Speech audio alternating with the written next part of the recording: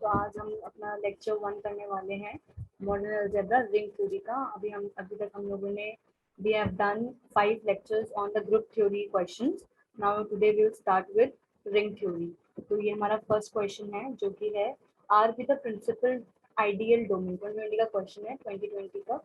I hope आप लोग को स्क्रीन क्लियर दिख रही होगी। और ये क्वेश्चन है कि let R be a principal ideal domain, show that R by P is a principal ideal domain for a prime ideal P of R. तो मतलब हमें बताया गया है कि आर जो है वो प्रिंसिपल आइडियल डोमेन है। पहले हम डिस्कस करेंगे कि प्रिंसिपल आइडियल डोमेन क्या होता है, फिर हमें बताना है, हमें दिखाना है, we need to show that R by P जो कि एक क्वोशिएंट ग्रुप है। अगर आपने ग्रुप थ्योरम में पढ़ा है तो ये क्वोशिएंट ग्रुप होता है जिसको हम एक दिखा सकते हैं आर प्लस P करके, where R belongs to the ring R is a principal ideal domain। हमें उसको भी दिखाना है कि ये प्रिंसिपल आइडियल है एक प्राइम आइडियल P के लिए। पहले हम बात करते हैं दो शब्दों पे जो कि है प्रिंसिपल आइडियल डोमेन और प्राइम आइडियल क्या होता है। ठीक है, तो प्रिंसिपल आइडियल डोमेन क्या होता है, PID इसका शॉर्ट फॉर्म है। अब PID is a integral domain. Integral domain क्या होता है, इंटीग्रल डोमेन वो होता है जो नॉन जीरो डिवाइजर होते हैं, जीरो डिवाइजर नहीं होते हैं। मतलब अगर A B equal to zero है, इसका मतलब है कि इसमें से एक को जीरो होना पड़ेगा। जीरो मतलब जीरो एलिमेंट वाला जीरो। आई होप आपको रिंग थ्योरी के बेसिक्स थोड़े से पता होंगे, उसके बारे में हम यहाँ बात कर रहे हैं। तो इंटीग्रल डोमेन, अगर एक प्रिंसिपल आइडियल डोमेन क्या होता है, वो एक इंटीग्रल डोमेन होता है इसमें every ideal is a principal ideal. That is a principal ideal क्या होता है, every ideal of R has the form, मतलब ऐसे जनरेटिंग वाला फॉर्म होना चाहिए। हर आइडियल का आर का has the form A such that R belongs to R for some A belonging to R। ठीक है, अब पहली बात हम यहाँ पे वर्ड पे डिस्कस करते हैं आइडियल क्या होता है। Ideal is a non empty subset I of ring R is said to be an ideal if A minus B belongs to I for all A comma B belongs to I and AR और RA भी I से belong करने चाहिए, जहाँ A जो है वो I से बिलोंग करता है और R जो है वो रिंग R से बिलोंग करता है। ठीक है, तो आपको आई होप आपको पता होगा, आप कंफ्यूज मत होइएगा ज्यादा। Ring theory is all about definitions. तो जितना आप मेरे दिमाग में डेफिनेशंस क्लियर रखेंगे उतना आपको बहुत इजी होगा क्वेश्चन सॉल्व करने में। और सेकंड हमारा जो वर्ड था वो ये था कि प्राइम आइडियल क्या होता है। प्राइम आइडियल होता है कम्यूटेटिव रिंग आर में। कम्यूटेटिव रिंग क्या होती है, रिंग जिसमें कम्यूटेटिविटी होल्ड करे विद रिस्पेक्ट टू मल्टीप्लीकेशन। जो हमारा सेकंड हमारा जो ये रिंग होती है हमारी, इसका जो सेकंड ऑपरेशन होता है, अगर इसके रिस्पेक्ट में कम्यूटेटिविटी होल्ड करती है तो उसको हम कम्यूटेटिव रिंग कहते हैं। ठीक है, and ideal P is said to be a prime ideal अगर वो पहली बात रिंग के बराबर नहीं है, और अगर कोई दो एलिमेंट्स ए बी रिंग को बिलोंग कर रहे हैं और उसका प्रोडक्ट प्राइम आइडियल को पी को बिलोंग कर रहा है, then either A should belong to P और B should belong to P. ठीक है, तो अभी इस क्वेश्चन के लिए हमें इतना जानने की जरूरत थी। Let's go back to the question. हाँ ठीक है, तो हमें दिया हुआ है कि आर एक प्रिंसिपल आइडियल डोमेन है। तो क्लियरली हमें पता चल गया कि एक प्रिंसिपल आइडियल है, it is an integral domain in which every ideal is a principal ideal. Correct, तो इसका हर आइडियल जो होगा वो क्या होगा, प्रिंसिपल आइडियल होगा। और हमें दिखाना है कि आर बाय पी भी एक प्रिंसिपल आइडियल डोमेन है। तो हम कैसे इसको करेंगे, let's start this question. Solution, इसमें हम इस क्वेश्चन में बेसिकली थ्योरम्स का बहुत यूज है। ठीक है, तो हमें पहले दिखाना है कि अब हमने इसमें दिया हुआ है कि हम लेते हैं कि P एक प्राइम आइडियल है। Let P is a prime ideal. तो ये लिखते ही क्लियर हो गया कि पहली बात प्राइम आइडियल है तो आइडियल तो है ही है, इसका मतलब नॉन जीरो होना चाहिए। अभी मैंने पढ़ाया आपको उसके डेफिनेशन में, आइडियल के डेफिनेशन में, कि ideal is always a non empty subset of the ring R. Okay, so P is clearly, without any doubt we can write P is not equal to 0। ठीक है, तो हमें कोई इसमें कोई भी डाउट नहीं है कि P जो है वो नॉन जीरो होगा। करेक्ट, ठीक है, तो इसमें कोई प्रॉब्लम नहीं है। तो अगर P नॉन जीरो है तो हम R बाय P को कैसे देखेंगे, R by P will be a set, it is a quotient group. Correct, जैसे ग्रुप में हम लोग देते थे इसको डेफिनेशन, ये क्या था, कोसेट्स का ग्रुप था, सेट था वहां, जहाँ पे यहाँ पे हम इसको ऐसे डिफाइन करते हैं, it is R plus P, P is where P is the prime ideal P and R belongs to R। मतलब P पे यहाँ पे सारे एलिमेंट्स किसके आएंगे, प्राइम आइडियल P के आएंगे, जो कि बेसिकली एक सबसेट ही है R का। करेक्ट, ठीक है, अब पहला थ्योरम जो हम यहाँ यूज करने वाले हैं वो ये है कि थ्योरम, यहाँ मैं लिखती हूँ theorem, that every non-zero prime ideal is a maximal ideal. अब यहाँ पे एक नया वर्ड आया है मैक्सिमल आइडियल। वो क्या होता है? What is a maximal ideal? तो जैसे मैंने आपको बताया कि प्राइम आइडियल क्या होता है। Prime ideal is a in a commutative ring R, an ideal is said to be a prime ideal. P is said to be a prime ideal if P is not equal to R, and if A comma B belongs to R and AB belongs to P, then A should not be either A should belong to P or B should belong to P. ऐसे ही यहाँ पे क्या है, maximal ideal में क्या होता है, मैं आपको यहाँ पे एक छोटी सी डेफिनेशन लिख देती हूँ। In the commutative, in a commutative ring, जैसे आपने ग्रुप में पढ़ा होगा ना मैक्सिमल ग्रुप, वैसे आप इसको इससे रिलेट कर सकते हैं ना। Commutative ring R, M is said to be maximal ideal, it is said to be a maximal ideal if, इसके दो कंडीशंस होते हैं। पहला कि m should not be equal to r, जैसे उसमें था प्राइम आइडियल में, and secondly if m is contained in a set A, which is contained in R, then मतलब ऐसा कुछ हो नहीं सकता, then A is equal to, either A is equal to M और A is equal to R। मतलब ऐसा नहीं, ऐसा हो नहीं सकता कि कोई ऐसा सेट करे। अगर ऐसा कुछ है तो या तो वो M के ही बराबर होगा, मतलब आइडियल के मैक्सिमल आइडियल के बराबर ही होगा, या तो वो R के बराबर होगा। तो ये हमारी डेफिनेशन है मैक्सिमल आइडियल की। आई होप, मैं पहले पहले लेक्चर में मैंने 3-4 डेफिनेशन बताई हैं। आई होप आपको वो क्लियर होने चाहिए, बिकॉज आगे आने वाले क्वेश्चंस में भी वो यूज होंगी।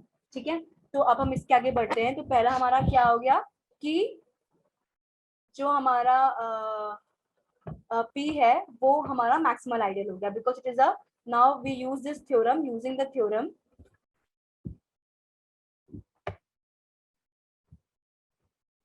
we can say that P is a maximal ideal because it is a non-empty, non-zero prime ideal. Correct? ठीक है, आई होप यहाँ तक सबको क्लियर होगा। तो P हमारा एक मैक्सिमल आइडियल आ गया। अब दूसरा थ्योरम होता है, ये बहुत ही इंपॉर्टेंट थ्योरम है जो कि बहुत यूज भी होता है, कि R by M is a field, अब फील्ड क्या होता है मैं आपको बताती हूँ। If and only if M is a maximal ideal, ठीक है, जब M जो है वो एक मैक्सिमल आइडियल होगा तभी जो R बाई एम है, और ये वाइसी वर्सा है, मतलब दोनों साइड से करता है। अगर M एक मैक्सिमल आइडियल है तो R बाई एम फील्ड होगा, और अगर R बाई एम फील्ड है तो M जो है वो मैक्सिमल आइडियल होगा। इस वाले क्वेश्चन में आप देख पा रहे होंगे कि हम उल्टा यूज करेंगे। हमारे पास गिवन है कि P, हमने भी दिखा दिया कि P एक मैक्सिमल आइडियल है, तो हम बोल सकते हैं कि R बाई P जो होगा वो फील्ड होगा। करेक्ट? अब यहाँ पे हम बात करते हैं इस वर्ड की, field. What is a field? What is a field? Field क्या होता है? एक minute, field, let me write it properly. Field, what is a field? Field is the, it is a commutative ring R with unity, ठीक है, a commutative ring, फिर से commutative यहाँ बहुत जरूरी है, कम्यूटेटिव नहीं भूलना है। कम्यूटेटिव रिंग मतलब होता है जब with respect to the second operation the given set is commutative, right? हाँ, a commutative ring R with unity in which every non-zero element, in which every non-zero element is a unit। ठीक है, ये बहुत important definition है। ठीक है, division ring होती है एक, डिवीजन रिंग यहाँ तक होती है खाली, जिसमें हमें बताते हैं कि एक रिंग होती है यूनिटी, विद यूनिटी, जिसमें सारे नॉन जीरो एलिमेंट यूनिट है, बट फील्ड होने के लिए डिवीजन रिंग को उसको कम्यूटेटिव होना पड़ता है। ठीक है, तो ये दोनों डेफिनेशन का मिक्सचर होता है, और कम्यूटेटिव रिंग समझ में आ गया। यूनिटी क्या होता है? Unity is the identity with respect to the second operation. जैसे ये एक रिंग होती है, अभी तक आपको ये क्लियर होना चाहिए कि रिंग क्या होती है। रिंग इसे हम लोग डिफाइन करते हैं R plus and dot, right? तो ये first binary operation and second binary operation. तो the identity with respect to the second binary operation is said to be the unity and every non zero element is a unit. मतलब जो हर non zero element है उन सबका multiplicative inverse exist करना चाहिए. ठीक है, तब वो चीज जो होती है वो फील्ड बन जाती है. Okay, then we come to ये हमारा हो गया. So by this using this theorem, sorry, using this theorem, clearly we know that since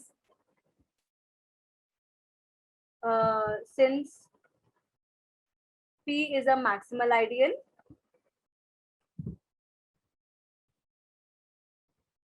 this clearly implies that R by P is a field. Correct. अब यहाँ तक हम पहुंच गए. हमारा लास्ट थ्योरम है कि जो सारी फील्ड्स होती हैं वो एक प्रिंसिपल आइडियल डोमेन होती हैं. ठीक है, प्रिंसिपल आइडियल डोमेन होती हैं क्योंकि उसका हर आइडियल जो होता है वो प्राइम आइडियल होता है. ठीक है, प्रिंसिपल आइडियल होता है, सॉरी. ठीक है, तो हमारा लास्ट थ्योरम ये थ्योरम है कि every field is a principal ideal domain. Okay, every field is a principal ideal domain. So this implies that R by P is a PID. मैं short form में लिख दे रही हूँ PID, मतलब principal ideal domain. So now we have completed our question which said कि हमें दिखाना था कि अगर हमें given है कि हमें given है कि R जो है एक principal ideal domain है, तो R by P भी एक principal ideal domain होगा. प्रिंसिपल आइडियल डोमेन होगा, राइट, गिवन दैट P एक प्राइम आइडियल है. ठीक है, तो हमने सबका यूज किया and I have proved that जो हमारा R by T है वो एक प्रिंसिपल आइडियल डोमेन है. Now we come to the next question इसी ईयर का 2020 का, व्हिच सेज कि अगर R एक फाइनाइट फील्ड है of characteristic P greater than 0, we need to show that mapping function, मतलब मैपिंग एक function R to R such that FA is equal to the power P for all A belonging to R is a isomorphism. यहाँ पे फिर से isomorphism की बात आती है. हमने ग्रुप थ्योरी में बहुत आइसोमॉर्फिज्म से डील किया है. आइसोमॉर्फिज्म प्रूफ करने का यहाँ पे एक चीज और बढ़ जाती है आइसोमॉर्फिज्म में, रिंग में, कि हमें ये भी प्रूफ करना होता है कि f of AB is equals to f of A dot f of B. ये होमोमॉर्फिज्म की वो है प्रॉपर्टी जिसमें हमने खाली प्रूफ करते थे पहले कि f of A plus B is equals to f, मतलब हमें इसमें with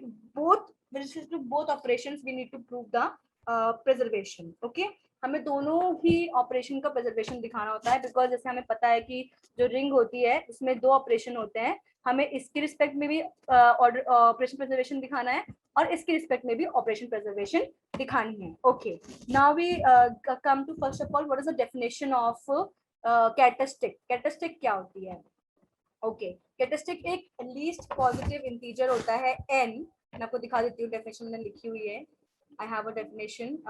ये हाँ, the characteristic of a ring R is the least positive integer n such that nx is equals to 0 for all x belonging to R. मतलब आप ये समझ रहे हैं nx is equals to 0 यहाँ पे बहुत बड़ी चीज इंप्लाई कर रहा है कि ये एक ऐसा पॉजिटिव इंटीजर, जैसे हम बोलते थे ना ऑर्डर के लिए, ऑर्डर से least positive integer such that nx is equals to e, right. Identity, वहां पे हमारे पास एक ही ऑपरेशन था तो हम एक ही ऑपरेशन की बात करते थे. यहाँ पे हम बोल रहे हैं कि मल्टीप्लीकेशन, मतलब जो सेकंड ऑपरेशन है उसके रिस्पेक्ट में हम जब कर रहे हैं ऑपरेशन कर रहे हैं तो हमें जीरो एलिमेंट मिल रहा है. What is zero element exactly? It is the identity for the first operation. Correct. तो हमें ये दिमाग में रखना है, हमें कंफ्यूज नहीं होना है कि अरे ये तो बहुत इजी है. हमें ये बहुत क्लियर रखना है, बिकॉज अभी तो आपको बहुत इजी लग रहा है लेकिन कुछ क्वेश्चंस में बहुत कंफ्यूज करता है.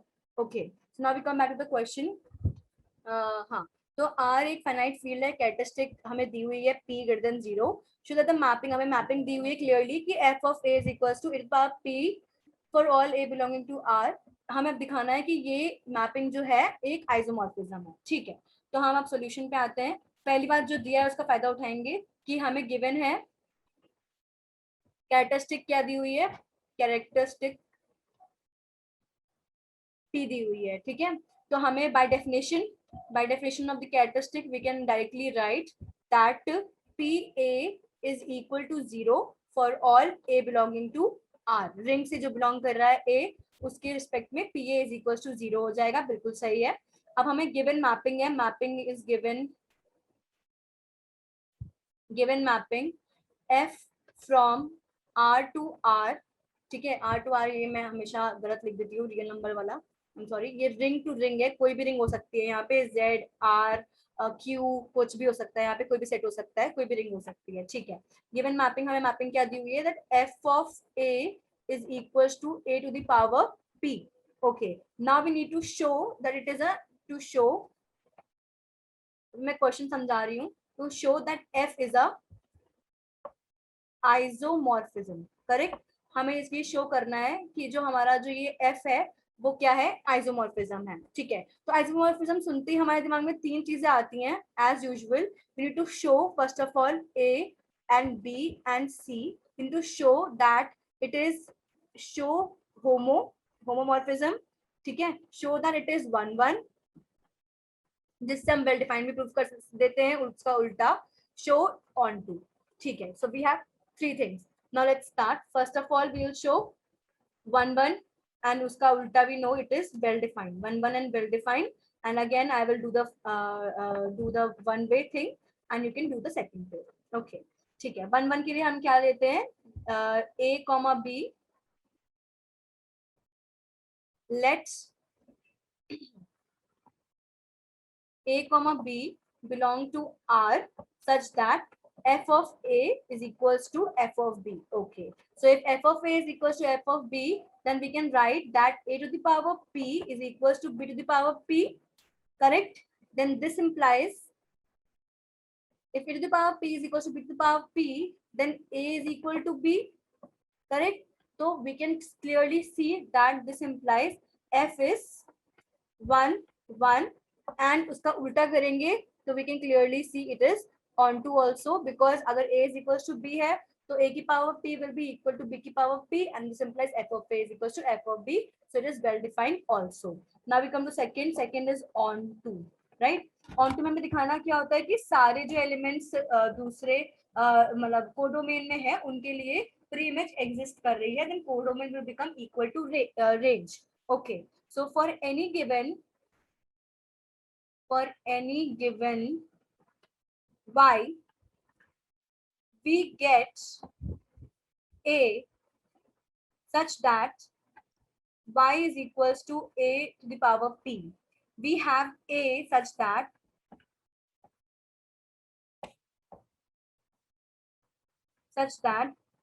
f of a is equals to e to the power p, which is equals to y. So given by y मतलब we get a, तो हमें पता चल रहा है कि हम given by जो कि r से है, we get a such that y is equals to e to the power p, we have, तो a हमारे पास है, मतलब for all those for all the y, this is the range वाला y belonging to range, or we can say the codomain, we have a, तो f of a is a to the power p which is equals to y, मतलब हमने y को a to the power p ले लिया जो कि range में belong कर रहा है, और हमने दिखा दिया कि हर उस y के लिए we have a pre-image a in R. Okay, so we have shown this implies that f is onto. Okay, now we come to the most important part, homomorphism. Okay, yes, homomorphism. ठीक है.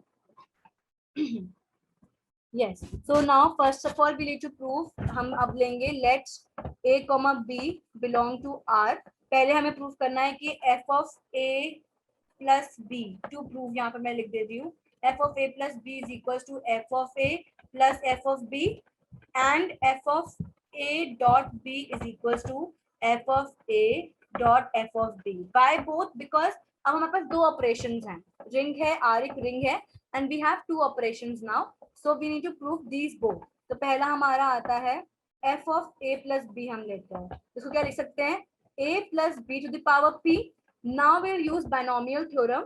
We know how to expand this using the binomial theorem. ठीक है, combination वाली help से हम इसको expand करेंगे, तो ये हो जाएगा pc0 a to the power p b to the power 0 plus pc1 a to the power p minus 1 and b to the power 1, correct. ऐसे ही we will continue, and the last term will be pcp a to the power a to the power 0 and a to the power 0 and b to the power p, correct? Okay, so ये सब I hope सबको clear हो, उसमें कोई doubt नहीं होना चाहिए. Binomial theorem की हेल्प से we have expanded this. Now how do we write it? Okay, अब पहले टर्म देखो, PC0 is always 1, मतलब anything NC0 is 1, so it happens to be 1 and it will be, यहाँ पे जो फर्स्ट टर्म में जो लेफ्ट होगा वो होगा खाली a to the power p, तो ये हो जाएगा a to the power p यहाँ प्लस, ठीक है, a to the power ये लास्ट टर्म देखो PCP is also equal to 1, a to the power 0 is 1, b to the power p, यहाँ पे बचा हमारा b to the power p. Now we'll talk about rest of the elements. PC1 is always p, okay, then it will be p a to the power p minus 1 and b to the power 1, okay, so yeah, okay, then it will be plus, अब यहाँ पे जो भी था it will be p something, right, कुछ उसके terms में आएगा p into p minus 1 upon 2 आता है जैसे, ठीक है, a to the power p minus 2 b to the power 2, ऐसे ही आएगा p into something a to the power p minus 3 b to the power 3, right, ऐसे ही करते करते there are many terms, okay, okay, so we'll get this all will become 0 since all the other 0 as p is a characteristic, p into something is 0, right, तो यहाँ पे ये सब जो होगा ये सब 0 हो जाएगा, so we'll be left with this only, right, ये लास्ट टर्म हमारा है a to the power p. ऐसे सारे टर्म्स जो होंगे ये सब जो है this will become 0, this will become 0 and all the other terms will become 0 because हमारा p जो है वो characteristic है, so we will be left with a to the power p plus b to the power p. Now we'll write all other terms become 0 as p is a characteristic. We know that p is a characteristic, so p into anything will be, so this implies p into anything is equal to 0, correct. So we have used this anything, मतलब यहाँ कुछ भी है, मतलब यहाँ पे जो भी आएगा p into p minus 1 upon 2 a into something, p है, p से मल्टीप्लाई किया एलिमेंट को तो 0 हो गया, ठीक है, तो clearly it is 0. So now we have clearly got, we can write a to the power p as f of a and b to the power p as f of b. So we have clearly shown that f of a plus b is equals to f of a plus f of b, ठीक है, तो इसके respect में तो हो गया. Now secondly we need to show, now we consider f of ab, right, तो ये क्या हो जाएगा ab whole to the power p. Now using exponential rule or something or property, we can say a to the power p dot to the power p, which can be written as f of a dot f of b. So it is homomorphic. This implies f is a homomorphism, correct. हमने दोनों operation के terms में दिखा दिया कि operation conservation hold कर रही है और ये होमोमॉर्फिज्म हो गया. And by first, second and third we proved that f is a isomorphism, correct. so I hope ये क्वेश्चन सबको क्लियर होगा, इसमें किसी को डाउट नहीं होगा. ओके, ठीक है, तो हमने, मैं एक बार आपको ब्रीफ दे देती हूँ फिर से इस क्वेश्चन का, जो कि बहुत इजी है. इस क्वेश्चन में हमें कैरेक्टरिस्टिक का यूज करना था. कैरेक्टरिस्टिक क्या होती है मैंने आपको समझा दिया. कैरेक्टरिस्टिक एक लीस्ट पॉजिटिव इंटीजर होता है such that PA is equals to 0 for all A belonging to the ring, ठीक है. तो हमने यहाँ पे डेफिनेशन लिखी, उसके बाद हमको डिफाइन, हमें मैपिंग दी हुई थी, हमें दिखाना था कि ये मैपिंग आइसोमॉर्फिज्म है. आइसोमॉर्फिज्म की डेफिनेशन अभी भी चेंज नहीं हुई है. हमें आइसोमॉर्फिज्म में यही दिखाना होता है कि जो गिवन मैपिंग है वो 1-1 है, ऑन-टू है और होमोमॉर्फिज्म है. बस इसमें रिंग में होमोमॉर्फिज्म में एक प्रॉपर्टी और ऐड हो जाती है कि हमें जो ग्रुप प्रिजर्वेशन, ऑपरेशन प्रिजर्वेशन जो दिखाना है वो दोनों ही ऑपरेशन के टर्म्स में दिखाना पड़ता है. बस ये क्लियर है, आई होप ये क्लियर होगा. Now we next come to the next question. Next question है जो कि हमारा ये एक अच्छा क्वेश्चन है. इस क्वेश्चन में हमें प्रूव करना है कि अगर A एक इररिड्यूसिबल एलिमेंट है यूक्लिडियन रिंग का, यूक्लिडियन रिंग आई होप आपको क्लियर होगी, R होती है, ठीक है, और हमें प्रूव करना है कि R by the given thing A is a field. Okay, R by A, I hope ये जनरेशन वाला थिंग आपको क्लियर होगा. This can be written as AR where R belongs to R, right? ऐसा thing चीज है ये हमें दिखाना है कि ये एक फील्ड है।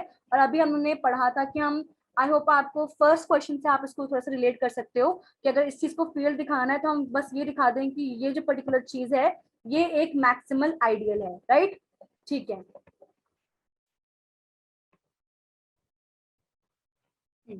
हाँ, तो मैंने आपको क्वेश्चन बता दिया है। Now let's start with the solution. Yes, so solution में आज आपको क्लियर हो, इरेड्यूसिबल एलिमेंट वो एलिमेंट होता है जिसमें मतलब it is a non zero equal element and it should be a unit, it should be a non-unity, it is a non-unit element and A be irreducible element of a Euclidean ring R। तो मतलब R जो है वो हमारी Euclidean ring है। इसका मतलब है कि उसके elements if like dt belongs to R then either D or T should be a unit, मतलब उसमें से कोई एक एलिमेंट यूनिट होना चाहिए and they are a non-unit element। Okay, so now let's start the solution। Now we say let A be equal to A, we take this whole set as A, इसको हम एक नाम देते हैं A, where A is a irreducible element, where A is a, so it is a non-zero and a non-unit element, it is a irreducible element। irreducible element क्या होता है? It is a non-zero and a non-unit element, ठीक है? Okay of R, मतलब इसका ना ही ये non zero नहीं है और मतलब जीरो नहीं है and it is a non unit, मतलब इसका इनवर्स एग्जिस्ट नहीं करता है। ओके, ठीक है, element of R। Now we shall show that, हम मैंने अभी आपको एक आउटलुक दिया था कि फर्स्ट क्वेश्चन से कि हमें प्रूव करना है कि R by this is a field, तो we can clearly show that अगर हम शो करते हैं कि ये एक मैक्सिमल आइडियल है तो हम बोल सकते हैं R by is a field by the theorem that R by is a field if and only if A is a maximal ideal. तो हमें clearly now we need to show that A is a maximal ideal, ठीक है? We shall show that A is a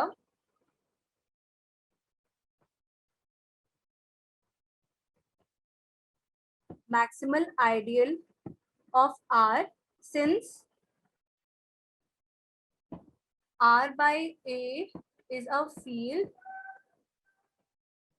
if and only if A is a maximal ideal। Okay, तो हम एक side से prove कर दे रहे हैं कि हम दिखा दें अगर कि ये पर्टिकुलर चीज मैक्सिमल आइडियल है, then we can say that R by A will be a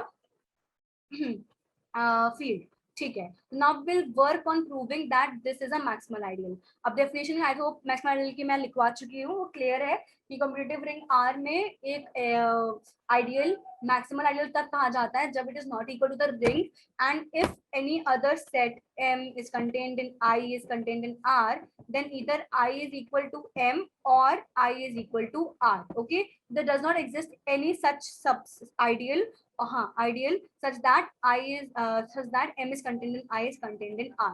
Okay, it is either if there exists then it must be equal to the given ideal or the ring itself।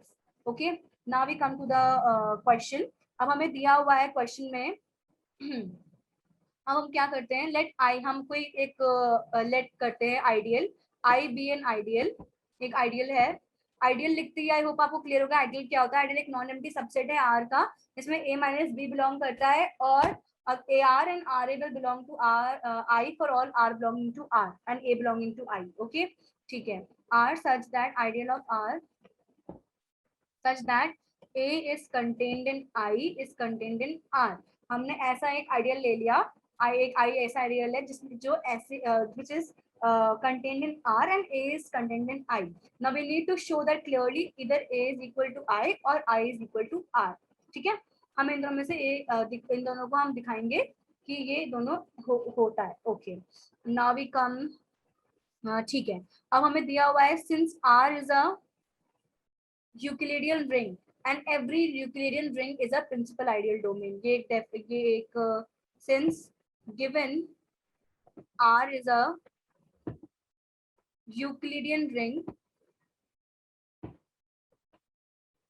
and every Euclidean ring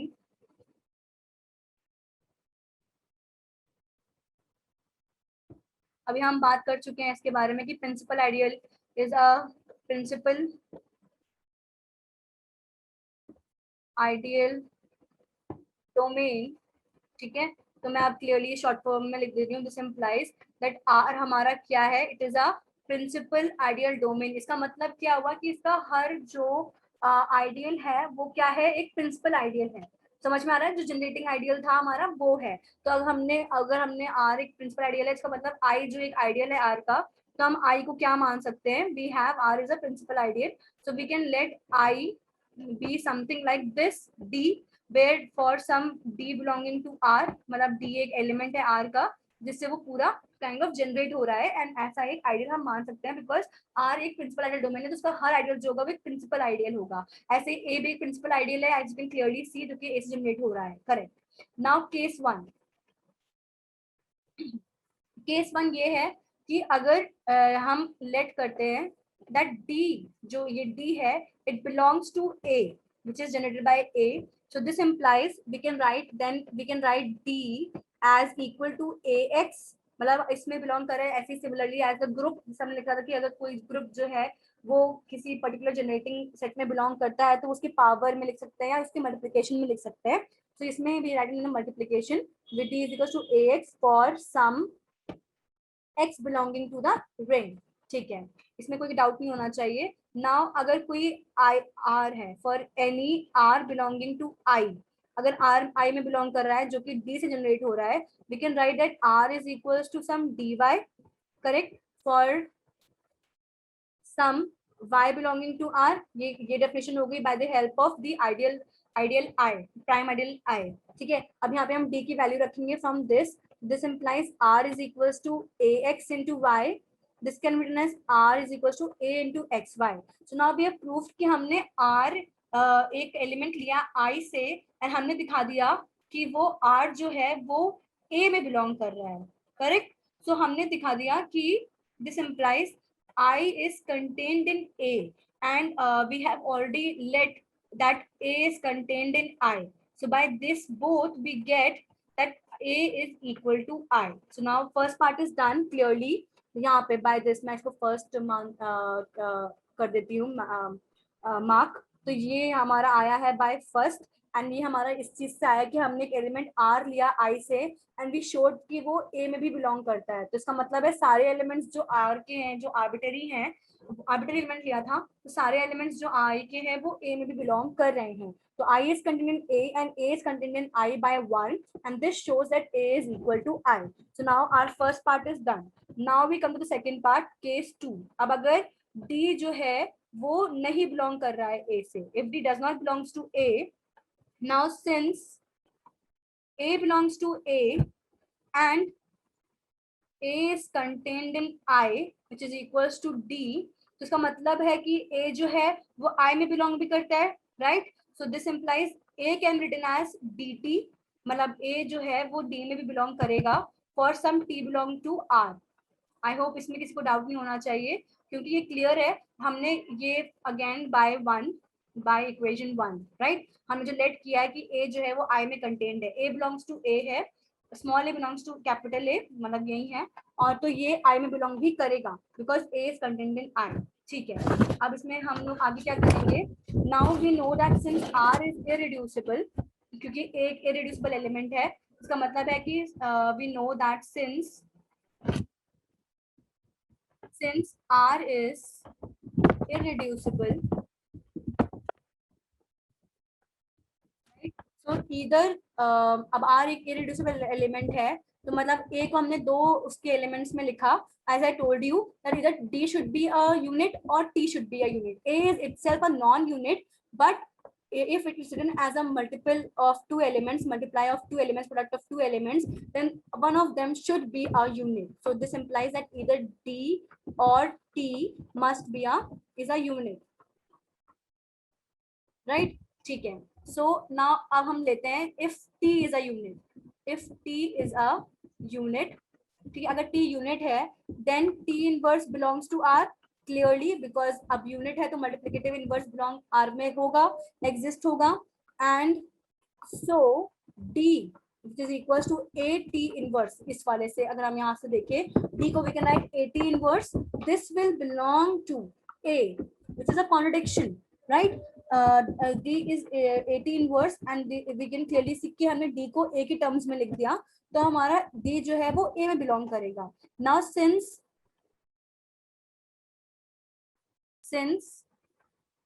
A belongs to A and हाँ T inverse belongs to R.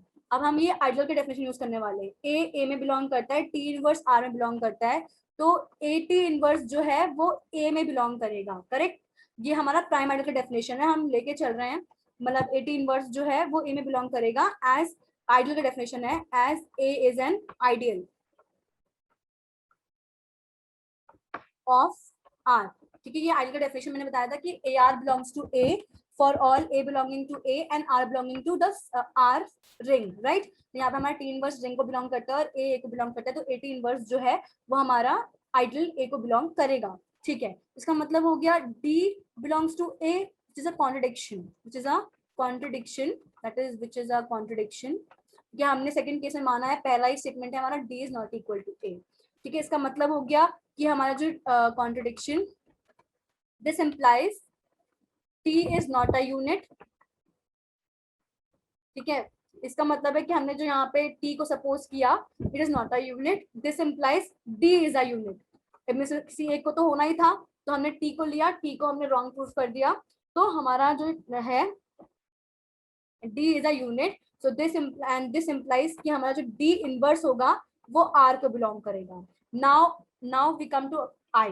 ठीक है, अब I में देखते हैं। Now D belongs to I, ठीक है, and D inverse it belongs to R, तो D into D inverse which will be equal to 1, that is unity। ठीक है, it will belong to I। now अब ideal है, ठीक है, ideal है, इसमें ऑलरेडी है, और I भी जो 1 जो है unity itself, if it will belong to the ideal then I will become equal to R, right। ठीक है, now it is no more ideal, it becomes equal to the ring। so hence if A is contain, हमने ये prove कर दिया by both the cases कि अगर ऐसा हम ले रहे हैं, this implies that A is equal to I and I is equal to R. ठीक है, इसमें से दोनों में से कोई एक चीज हो रही है, और सॉरी, ठीक है, बिकॉज हमने दो केसेस लिए कि डी जब आई ए से बिलोंग कर रहा है एंड डी जब ए से बिलोंग नहीं कर रहा है। जब बिलोंग कर रहा है तब ए इज इक्वल टू आई आ जा रहा है, और जब बिलोंग नहीं कर रहा है तब आई जो है वो आर के बराबर आ जा रहा है। ठीक है, सो हमने ये कर दिया, तो अब ये क्लियरली डेफिनेशन से we can say that A is a, we can clearly say A is a maximal ideal। ये पक्का क्लियर होना चाहिए आप लोग को, बिकॉज A is अभी भी not equal to R, and if A is containing I is containing R, then either A is equal to I और I is equal to R। ठीक है, दैट इज, अब हम फिर से वही थ्योरम से, since A is a maximal ideal, अब फिर से वही आ जाते हैं, A is equals to this is a maximal ideal। ठीक है, therefore R by A which can be written as R by A is a field। I hope ये question clear होना चाहिए, ज्यादा टफ नहीं है, it's all about definitions and how to apply.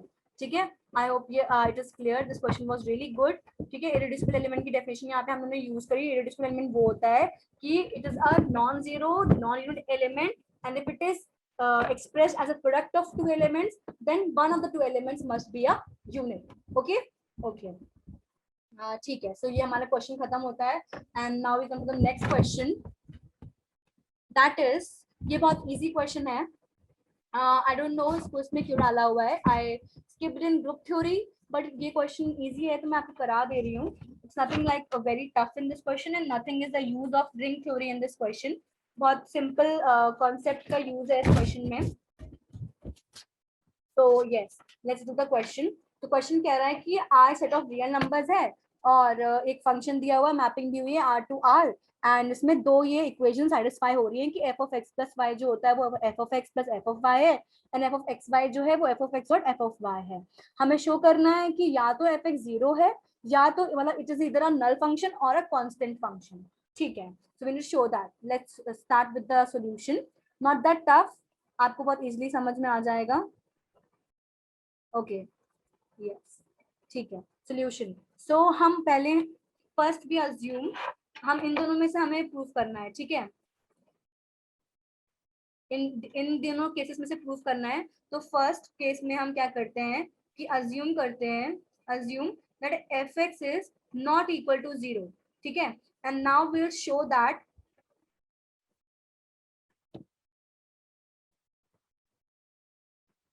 F X is equal to X, ठीक है, ठीक है। We will show that F X is equal to X, fine. तो अब हम अगर यहाँ पे कंसिडर करें F of X plus X, तो इसको हम लिख सकते हैं F of X plus F of X, correct, with the help of equation 1, है ना। तो हम इसको लिख सकते हैं 2f(x), ठीक है। और ये भी हमारा देख सकते हो आप, ये f of 2x is equal to 2f(x), correct. और हम इसको फिर से ये 2x जो है by the help of equation 2 f(x(y) is equal to f(x) dot f(y), we can write it as f of 2 dot f of x is equal to 2 dot f(x), ठीक है। So clearly by this we can write that this implies f of 2 is equal to 2, ठीक है। Similarly if we take any arbitrary k, मैंने ये 2 के लिए दिखा दिया कि f of 2 जो है 2 आ रहा है, ठीक है। Similarly if x is equal to some k where k belongs to r, right, तो हम अगर k के लिए लेते हैं तो f of kx we can write it as f of kx, मतलब x को k times add किया गया, तो x plus x which is k times, right। जैसे हम लोगों ने आपको याद होगा होमोमॉर्फिज्म में बहुत यूज किया था ग्रुप थ्योरी में, we can write it as which is can be written as, अब इसको हम डिस्ट्रीब्यूट कर सकते हैं using the first equation f of x plus y is equal to f of x plus f of y, we can write it as f of x plus f of x plus all the time f of x and this is k times, right। इसमें किसी को doubt है? I hope नहीं होना चाहिए, ठीक है। तो ये हो जाएगा k dot F X, correct. अब और जो ये वाला पार्ट है हमारा using the second equation we can write as f of k dot f of x, right, using the second equation. यहाँ से फिर से हम देख सकते हैं this implies f of k is equal to k, correct। Now since k is arbitrary, since k is arbitrary, so we can write since k is arbitrary, f of x is equals to x for all x belonging to r। तो पहला case हमारा complete हो गया, ठीक है, which is completed। Now second case we assume that fx is not equal to x, okay।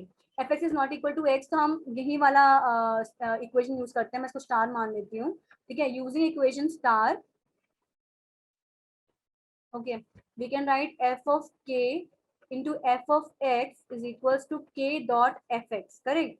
अब हमें पता है कि fx is not equal to x, अब हम इसको इस साइड ले आए, we can take fx as common, fk minus k is equal to 0, okay। So we have a equation now, either now we come to two things, either fx is equal to 0 or fk is equal to k, which is not possible because we have taken assumed fx not equal to x. Now this clearly shows that fx is equal to 0 for all x belonging to R.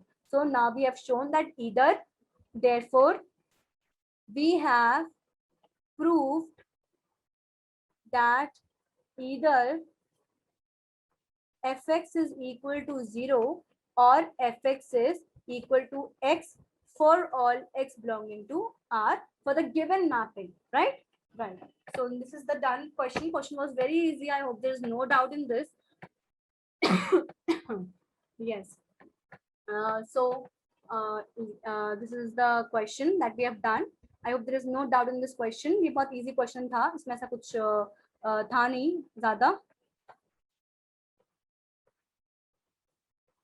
अब हम करेंगे next question, that is the question is, ये 2018 का question है। आज के I think सब topic lecture में हमने 3 साल का पेपर क्वेश्चन हमने कवर कर लिया, दैट इज 2020, 2019, 2018 का ये लास्ट क्वेश्चन है।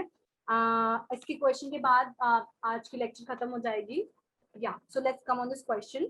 The question says find all the proper subgroups of the multiplicative group of the field। ये हमें जो फील्ड दी हुई है, फील्ड है ये फील्ड से आपको कंफ्यूजन बिल्कुल नहीं होना है, फील्ड है मतलब रिंग तो है ही है, ठीक है, कम्यूटेटिव रिंग है in fact with unity where every non zero element is a unit, ठीक है, इसका मतलब सारे मल्टीप्लिकेटिव इनवर्स एग्जिस्ट कर रहे हैं, यूनिटी भी है इसके अंदर और कम्यूटेटिव रिंग भी है, ये रिंग है तो मतलब अबेलियन ग्रुप है, डिस्ट्रीब्यूटिव लॉज इसमें होल्ड कर रहे हैं और आइडेंटिटी भी एग्जिस्ट करती है, ठीक है, सब कुछ है।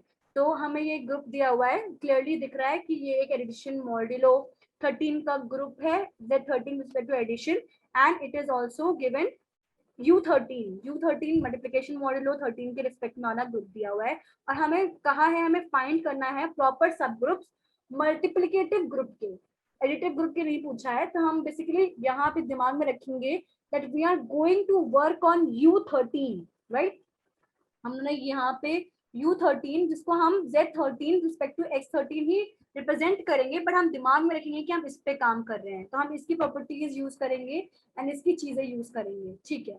Let's start with the question, I have given you the brief, ठीक है, ओके। फर्स्ट ऑफ ऑल हम दिखाएंगे कि ये जो है Z13 respect to multiplication modulo, it is a cyclic group, ठीक है, विद जनरेटर 2, इसका जनरेटर 2 होता है, 2 जो होता है इस पर्टिकुलर ग्रुप में वो सारे एलिमेंट्स को जनरेट करता है। पहली बात मैं यहाँ पे लिख देती हूँ Z13 with respect to multiplication, इसमें कौन कौन से एलिमेंट्स होंगे, आई होप आपको क्लियर होगा, 1 2 3 टिल 12, ये वाला ग्रुप है, ये वो वाला ग्रुप नहीं है 0 1 2 12, राइट, 0 1 to 12 नहीं है ये, इट इज 1 to 12 वाला ग्रुप, n-1 वाला, it has it order is order of, यहाँ पे ऑर्डर हम दिमाग में लेके चलेंगे,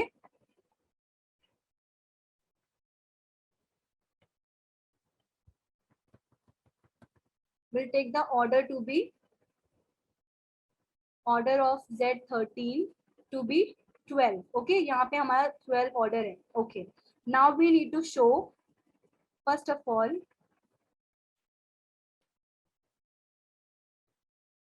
we shall show that Z13, अब यहाँ दिमाग में Z13 पे यही आना चाहिए, ठीक है, under this operation is a cyclic group, is a cyclic group with generator 2, ठीक है, हमें पता है कि जनरेटर 2 होता है, I will show you that, and इसमें क्या होता है U13 में, it is a cyclic group if P is prime like UN, if N is prime then it is cyclic, okay। Now since we can clearly write it as that since ZP is cyclic, यहाँ ZP is UP, okay, ये दिमाग में रखना, confuse मत होना, यहाँ पे हम मतलब U13 की बात कर रहे हैं बट हम इसको U13 लिख इसलिए नहीं रहे बिकॉज यहाँ हम रिंग्स में हैं, रिंग्स में हम एक ही सेट लेते हैं, हमने यहाँ पे Z13 लिया है, बट हम Z13 को अगर रिस्पेक्ट टू एडिशन मल्टीप्लीकेशन लेते हैं तो वो हमारा U13 हो जाता है जो हमने ग्रुप्स में पढ़ा था, ठीक है, तो हम उसकी प्रॉपर्टीज यहाँ यूज करेंगे, it is cyclic if and only if P is prime, correct. तो दिस इम्प्लाइज हमारा जो यहाँ Z13 है with respect to multiplication modulo 13, it is cyclic. अब हमें पता है कि इसका जनरेटर जो है वो 2 है, we will show that now generator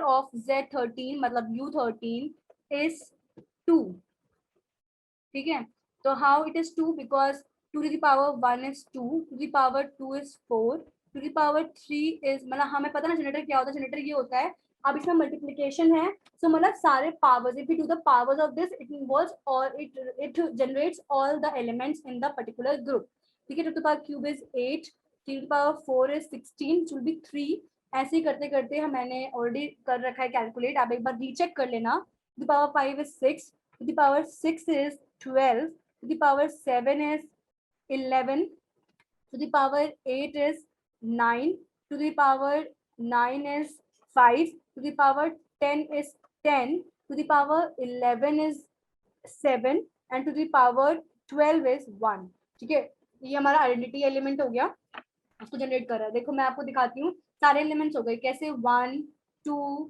3 4 5 6 7 right 8 8 यहाँ रहा, 9 10 11 एंड 12। ठीक है, देख रहे हो आप सारे एलिमेंट्स जो पर्टिकुलर U13 Z13 में respect to multiplication modulo 13 group में जो सारे एलिमेंट्स थे वो 2 के सारे पावर से जनरेट हो गए। तो this implies Z13 it is equal to, मतलब हम इसको ऐसे लिख सकते हैं, is a cyclic group right of order 12 clearly with generator 2। ठीक है, ये क्लियर हो गया। Now divisors of 12 are. अब हम यहाँ पे basically we will use the fundamental theorem of cyclic groups which says कि अगर order of every subgroup of the cyclic group of order n is a divisor of n, ठीक है, and there is exactly one subgroup of that particular order of that particular divisor। ठीक है, उस particular order का एक ही सब group होता है और सारे सब ग्रुप्स जो होते हैं, ऑर्डर जो होता है वो डिविजर होता है ग्रुप का। ठीक है, so now by using fundamental theorem, by using fundamental theorem of cyclic group which says, मैं लिखवा देती हूँ आपको, लिख लो। ठीक है,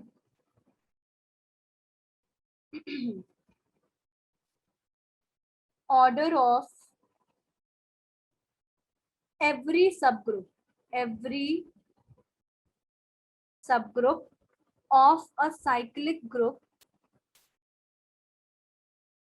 साइक्लिक ग्रुप के जो सब ग्रुप होते हैं उनके ऑर्डर, साइक्लिक सब ग्रुप ऑफ ऑर्डर n, कोई साइक्लिक सब ग्रुप ऑर्डर n का है, is a divisor of n।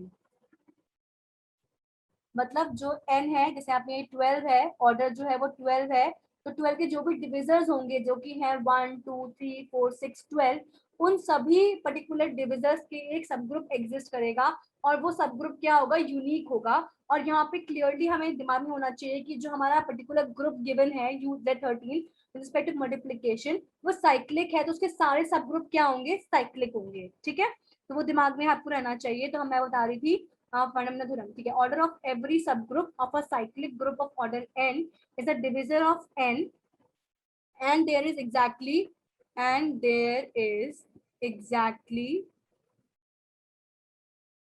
one subgroup for each order for each divisor। ठीक है, मतलब हर डिविजर के लिए एग्जैक्टली एक ही सब ग्रुप होगा। तो ये कोई टेंशन की बात नहीं है कि क्या इसी पर्टिकुलर ऑर्डर के दो सब ग्रुप हो सकते हैं, नहीं हो सकते। ठीक है, तो ये होता है। And we need to keep in mind that subgroup of cyclic group is cyclic. Every subgroup of a cyclic group is cyclic.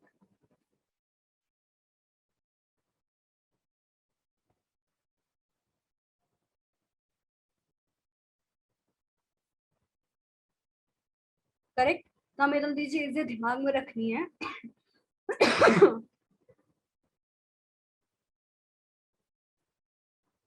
Okay, ठीक है, so now we can say using this subgroups of Z13 are क्या क्या होंगे, सबग्रुप्स क्या क्या होंगे, we can write 1 which can be written as 12 to the power 12, right, to the power 6, क्योंकि पहले में हम डिविजर्स लिखते हैं, सॉरी हम यहाँ लिखना भूल गए कि डिविजर्स क्या क्या हैं। डिविजर्स दिमाग में होने चाहिए ना कि 12 के डिविजर्स क्या क्या होते हैं। सो डिविजर्स ऑफ 12 आर, उन्हीं की हेल्प से लिखेंगे ना, आर 1 2 3 4 6 एंड 12। आई होप इसमें तो किसी को प्रॉब्लम नहीं होनी चाहिए कि क्या क्या डिविजर्स होने चाहिए, मतलब 12 को कौन कौन से एलिमेंट्स डिवाइड करते हैं। ठीक है, so now we can write that now subgroups of, मैं बार बार आपको दिमाग में बोल रही हूँ कि आप रखना दिमाग में कि ये है Z13 with respect to multiplication modulo 13। ठीक है, एंड इसके सब ग्रुप्स क्या क्या होंगे, आर सब ग्रुप्स आर, पहली बात 1 होगा, यहाँ देखो 1 क्योंकि है to the power 12, right.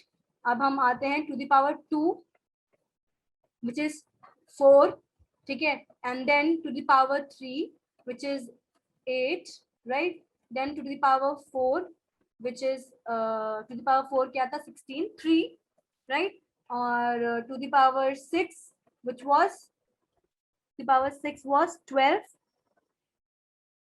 and to the power 12 या to the power 1, to the power 1 to the power 12 हम कर चुके हैं, to the power 1 which was 2 only, ठीक है. So ये हमारे हो गए सारे subgroups, but we need to give the in the question as proper subgroups. Proper subgroups क्या होते हैं? इम्प्रॉपर सब ग्रुप्स आर जो कि जे यूनिटी, सॉरी हाँ यूनिटी से जनरेट होने वाला एंड यूनिटी वाला and the group itself. Group itself यहाँ पे कौन सा है? This is the group itself to the power 12 and this is the unity one, ठीक है, ये यूनिटी के पावर से जनरेट हुआ है टू द पावर 1, ठीक है. तो excluding these all are proper subgroups, right? So हम यहाँ पे लास्ट में लिखेंगे proper subgroups are